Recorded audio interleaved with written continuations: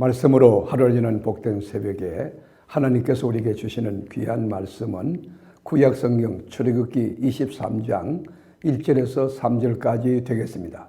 온라인으로 동참하는 여러분도 다 함께 성경을 펴주시고 함께 말씀 속으로 들어가 보실까요? 너는 거짓된 풍설을 퍼뜨리지 말며 악인과 연합하여 위정하는 정인이 되지 말며 다수를 따라 악을 행하지 말며 송사에 다수를 따라 부당한 정언을 하지 말며 가난한 자의 송사라고 해서 편법되이 도전하지 말지니라. 아멘. 우리 말, 이 언어라고 하는 것은 그 사람의 인격입니다. 그 말을 들어보면 그 사람의 영성이 들어있고 가치관과 인생관, 세계관이 들어있습니다. 그러므로 하나님 앞에서나 사람들 앞에서 우리가 말할 때 참 말에 조심성이 있어야 합니다. 정직한 말, 덕스러운 말, 은혜로운 말, 또 생명을 살리는 말을 우리가 해야 됩니다. 왜냐하면 우리 말한 대로 그 인생에서 열매를 거두기 때문입니다. 그래서 우리는 말하기 전에 하나님 앞에 기도도 하지만은 상대방의 이야기를 끝까지 잘 듣는 훈련, 이 경청하는 태도가 중요합니다. 잘 들어야 그 뜻을 알 수가 있고 바르게 답변할 수 있고 내 인격을 세울 수 있기 때문입니다.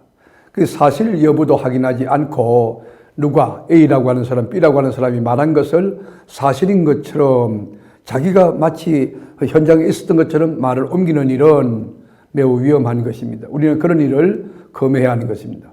우리가 법정의 정인으로 출두한다 할 때에 이 정언이 참 중요하지 않습니까?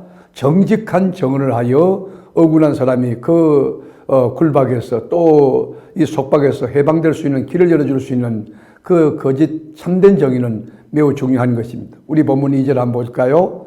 다수를 따라 악을 행하지 말며 송사에 다수를 따라 부당한 정언을 하지 말며. 여러분, 사람들이 많다고 해서 그게 진리가 아니죠. 이 세상에는 악한 자, 사탄 마귀들이 뿌려놓은 가라지 씨들이 여기저기 날아다니고 싹이 트고 막 꽃을 피우고 열매를 막 거두고 있습니다. 사탄의 역사, 마귀의 역사가 너무 심한 그런 풍토와 문화 속에 우리가 살고 있습니다. 사단이 어떤 존재입니까? 사단의 정체성이 뭐죠? 사단은 속이는 영입니다. 살인하는 자입니다. 거짓 영입니다. 미혹해 합니다. 그럴싸한데 사실이 아닌, 진실이 아닌 사람을 미혹하게 하고 넘어뜨리고 쓰러지게 하는 것입니다. 요한복음 8장 44절에 보면 너희는 너희 아비 마귀에게서 났으니 그랬어요. 너희 아비 마귀에게 났으니 너희 아비의 욕심대로 너희도 행하고자 하느니라. 그는 처음부터 살인자요 진리가 그 속에 없으므로 진리에 서지 못하고 거짓을 말할 때마다 제 것으로 말하나니 이는 그가 거짓말쟁이요 거짓의 아비가 되었습니다. 여러분, 사단은 이 거짓말쟁이네, 속이는 영이라는 거예요.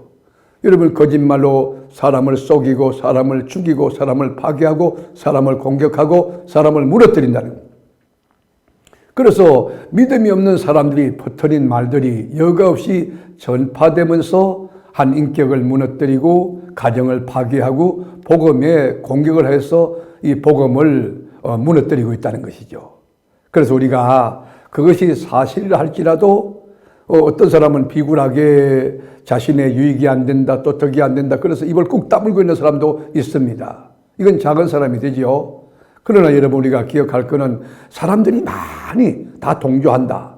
그렇다고 그건 반드시 진리도 아니고 진실이 아닐 수 있다는 것도 우리 기독교인이 분별력 가지고 판단하고 있어야 됩니다. 2절 한번 볼까요? 다수를 따라 악을 행하지 말며 송사에 다수를 따라 부당한 정언을 하지 말며. 사람들이 다 그렇다고 해가지고 그렇다고 해서 우리가 그 휩쓸려 가서는 안 된다는 것이죠. 이 소수라도 진리가 있고 진실이 있을 때 그 공의를 쫓아가는 게 기독교인의 바른 태도라고 하는 것입니다. 그렇다면 우리 기독교인은 민주주의 편일까요? 아니면 사회주의 편일까요? 물론 정신적인 면에서 보면 기독교회는 자유민주주의에 가깝습니다. 그러나 민주주의는 아닙니다. 민주주의가 나온 병폐가 얼마나 많습니까? 민주주의 다수의 행포가 있죠. 다수의 단합을 통해서 여러분 소수의 진리를 무너뜨리고 공격하고 짓밟는 경우가 얼마나 많습니까? 우리 기독교는 누구의 편도 아닙니다. 오직 정직과 진실과 진리를 쫓아가는 종교입니다. 그 대중이라고 해서 무조건 편을 드는 일보다는 소수의 의견이라 할지라도 옳은 것이라고 하면, 바른 일이라고 하면 그 좁은 길, 십자가의 길, 형극의 길, 고통의 길에 서는 태도, 용기가 필요한 것입니다. 우리 예수님도 여러분 돌아가실 때 어떻게 됐습니까? 그때 다수의 선동에서 부당하고 불편한 그런 판결을 받고 예수님이 사형언도 받은 거 아닙니까? 예수님을 살려보려고 총독 빌라도가 노력했죠. 그런데 그의 권력보다 더 위에 있는 것이 군중의 힘이었어요. 이 군중들이 얼마나 예수님을 죽이려 하는지 결국 빌라도는 정치적인 계산하고 예수님을 십자가에 내놓고 말았습니다. 민심이 청심이라고 하기 때문에 그렇습니다. 이 말은 다수가 천심이란 말이 아니라 인간의 마음을 주장하는 분이 하나님이라고 하는 의미입니다. 여러분 대중의 흐름, 여러분 그 분위기, 여러분 토양은 언제든지 변합니다. 근데 그 분위기는 뒤에는 선동하는 사람이 있다는 것이죠. 그 선동하는 사람이 바르면 좋은데 그러지 못하고 사탄의 사주를 받고 사탄이 리모컨트롤하는 그런 사람이라고 하면 이 다수가 얼마나 나쁜 짓을 많이 하는지 국가를 전복시키기도 하고 또 국민들을 잘못 오도해서 엉뚱한 길로 걸어가게 하는 그런 일을 할 수 되는 것이죠. 우리가 재판할 때도 마찬가지예요. 재판할 때도 가난하다고 해서 무조건 두둔해서도 안 됩니다. 그가 약한 사회적 약자라고 해서 무조건 그 편에 서도 되도 아니에요. 그렇다고 부자라고 해서 죄가 없는데 죄를 만들어서도 안 되는 것입니다. 그래서 성경의 정신은 분명해요. 3절 볼까요? 가난한 자의 송사라고 해서 편백되이 두둔하지 말지니라. 그러니까 가난한 자라고 해서 가난한 자의 편에 서거나 부자라고 해서 함부로 부자를 얕보거나 잘못 생각해서는 안 된다는 것입니다. 레위기 19장 15절에 보면 너희는 재판할 때에 불의를 행하지 말며 가난한 자의 편을 들지 말며 세력 있는 자라고 두둔하지 말고 공의로 사람을 재판할지며. 여러분 중요한 것은 하나님의 공의가 있느냐는 거예요. 하나님의 공평함 그리고 의로움, 진실, 참됨이 있느냐는 거예요. 여러분 재판에서 중요한 게 뭡니까? 오직 증거 아닙니까? 사실 여부 아닙니까? 그러므로 공정한 판결이 진행될 수 있도록 돕는 일, 판사라면 더욱 그렇게 해야 될 것입니다. 얼굴을 보고 저 사람 재력가다, 유력한 사람이야, 앞으로 대통령이 될 사람, 그래서 재판하면 안 된다는 것이에요. 이 공정한 재판이 이루어져야 세상이 공의롭고 공정한 세상이 되고 법을 무수하고 법을 지키게 되는 그런 문화풍토가 이루어지는 거 아닙니까? 만에 하나 판사가 뇌물을 받았다고 하면 이 밝은 눈 판단력이 흐려지게 되고 어둡게 되고 의로운 말을 굳게 하는 것입니다.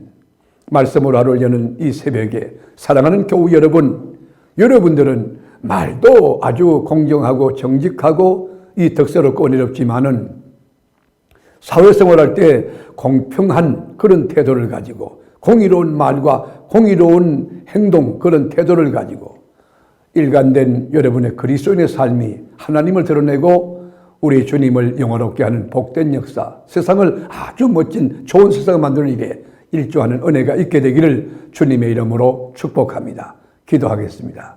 주님, 우리가 일생을 살면서 공정하고 공평하게 살 수 있는 지혜도 주시고 그런 결단과 용기, 진리 편에서는 소수지만 이 공의 편에서는 그런 결단, 그런 용기를 주어서 우리가 가는 길이 외롭고 힘들고 세상 사람 다중 앞에 비판과 비난을 받더라도 하나님 편에서는 그런 산신앙, 용감한 믿음을 갖게 하여 주옵소서. 오늘도 사랑하는 우리 교우들과 우리 주님 동행하시고 우리의 건속들을 도와주셔서 말이나 생각이나 모든 면에 하나님의 영광만 가득하고 주의 성리 가득한 은혜가 있어지게 하옵소서. 우리를 죄와 사망에서 건져주신 나의 구주 예수님의 이름으로 기도드립니다. 아멘.